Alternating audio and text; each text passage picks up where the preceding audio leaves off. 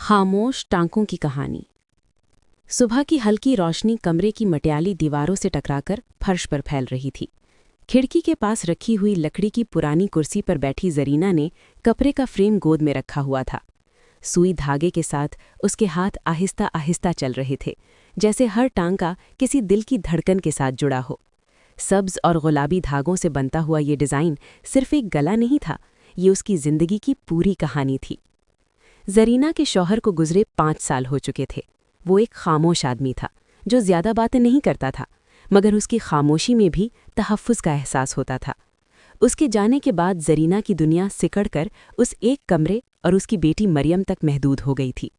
मरियम अब 16 साल की थी, आंखों में ख्वाब और दिल में सवाल लिए।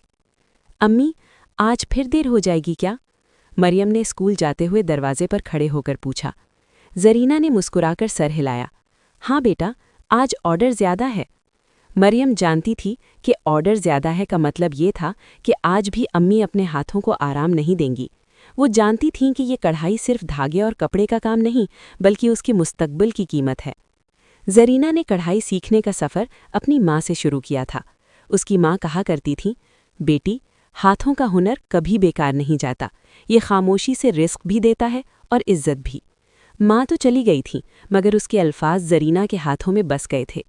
वो जिस डिज़ाइन पर आज काम कर रही थीं, उसमें एक बेल ऊपर की तरफ जाती हुई थी, जिस पर छोटे छोटे फूल खिले थे।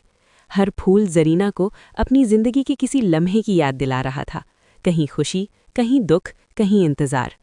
दोपहर के वक्त जब सूरज तेज हो जाता, जरीना की आंखें थक जातीं, मगर वो रुकती नहीं थीं। उसके दिल में सिर्फ एक दुआ होती, या अल्लाह, मेरी बेटी को मेरे जैसे दिन न दिखाना। शाम को मरियम वापस आईं तो जरीना अभी भी उसी पोजीशन में बैठी थीं। अम्मी, थक नहीं जाती? मरियम ने पास बैठते हुए आहिस्ता से कहा। जरीना ने धागा काटते हुए जवाब दिया, थक जाती हूँ बेटा, मगर जब ये सोचती हूँ कि तुम पढ़ लिख कर अपने ख्वाब पूरे करोगी तो थकन खुद ही उतर जाती है। मरियम ने माँ के हाथों को देखा। वो हाथ जो कभी नाजुक रहे होंगे, अब मेहनत की लकीरों से भरे हुए थे। उसकी आंखें नम हो गईं। एक दिन शहर की एक बड़ी बुटीक से ऑर्डर आया, ख़ास डिज़ाइन, ख़ास तकरीब के लिए। जरीना ने वही डिज़ाइन मुंतखब किया जो उसके दिल के सबसे करीब था, बेल और फूलों वाला गला। उसने हर टांका ऐसे लगाया जैसे दुआ बुन रही हो। सब्ज धागा उम्मीद की तरह था, गुलाबी धागा मोहब्बत की तरह, और सुनहरी धागा कुर्बानी की तरह चमक रहा था।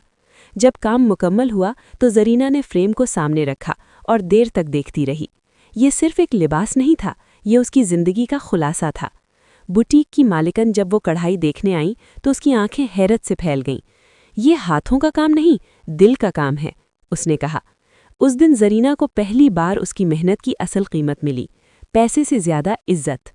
चंद हफ्तों बाद मरियम ने खुशी से चीखते हुए माँ को बताया, अम्मी, मेरा कॉलेज में दाखिला हो गया है। जरीना ने मरियम को सीने से लगा लिया। उसके आंसू इस बार दुख के नहीं, सुकून के थे। उसी रात जरीना ने वही कढ़ाई वाला कपड़ा दोबारा हाथ में लिया। उसने एक छोटा सा फूल मजीद बना दिया, बिल्कुल किनारे पर। ये फूल मरियम के नाम था, इस नई शुरुआत के नाम। वो जानती थी कि दुनिया शायद उसके दर्द को ना समझे, मगर ये टांके हमेशा गवाही देंगे कि एक माँ ने खामोशी से अपनी ज़िंदगी सील दी ताकि उसकी बेटी का मुस्तकबिल खिल सके। और शायद यही वजह है कि जब कोई इस कढ़ाई को देखता है तो दिल बेवजह भर आता है, क्योंकि कुछ कहानियाँ लफ्ज़ों से नहीं, सुई और धागे से लिखी जाती हैं। अगर आपको हमारी ये हाथ की बनी कढ़ाई और इसके पीछे छिपी कहानी पसंद आई हो तो कराहे मेहरबानी हमारे चैनल को लाजमी सब्सक्राइब करें, और ऐसी ही खूबसूरत, नफीस और दिल से बनी हुई एम्ब्रॉयडरी के लिए अपने प्यारे प्यारे कमेंट्स ज़रूर करें। आपका एक सब्सक्राइब, एक लाइक और एक अच्छा कमेंट हमारी मेहनत के लिए सबसे बड़ी हौसला अफजाई है। शुक्रिया कि आपने हमारी कहानी और हमारी कढ़ाई को वक्त दिया।